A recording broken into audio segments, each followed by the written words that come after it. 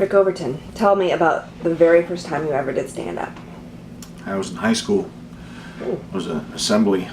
Well, the first time it dawned on me, and I'm kind of doing it, that was way back in grade school. I saw Jonathan Winters on TV and heard all his records and was obsessed with him because he would make my dad just spaz right off the couch.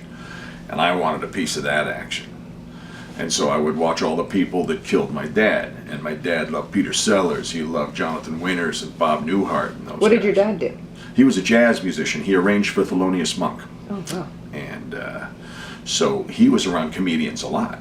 And I think there was a part of him that was frustrated, wanted to do this. He's like, it's a ridiculous mechanism in us that we want to build a hedge so we can envy what's ever on the other side of it, And he was this jazz musician. He looked like a cross between JFK and Ben Affleck, and he was arranging for Monk. He still wished he was getting laughs.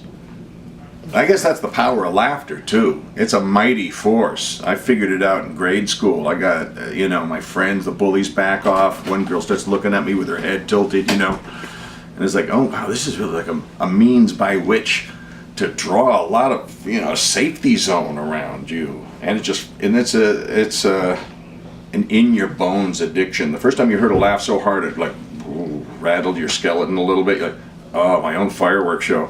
I don't think I can ever walk from this again the rest of my life. Yeah. Yeah. All right, so tell me about the high school time. So I did some bits. I had a team briefly with my buddy Tom Pastor. We were two-man team, Overton and Pastor.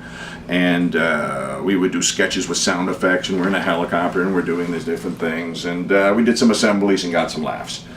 And then he got pulled off to do a regular job thing and sales, and so I was like, oh, I'm lost without a partner. And I went a little bit without it, and then I found another partner, and I went 5 years with Roger Sullivan. And then just, you know what it is? It's an art form at first. Mm-hmm. When you're all artists and no one's paying. As soon as a check comes in, it's suddenly about whose premise was more important than whose punchline, whose car, who paid for gas.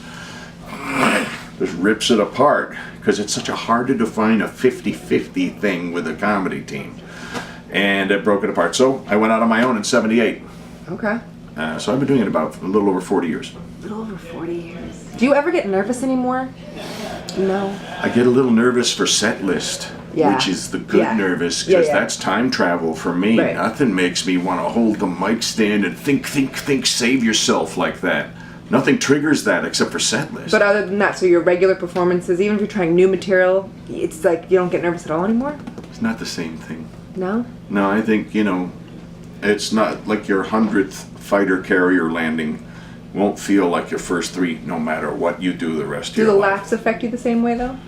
There's enough of it, and the closer I am to playing the dangerous edge of improv while doing it, to add sort of an adrenaline level for me rather than pure memorization stuff, it starts to bring that old feeling back. I start to feel more like the bouncy kid holding the mic stand, and who knows what'll happen next. Right.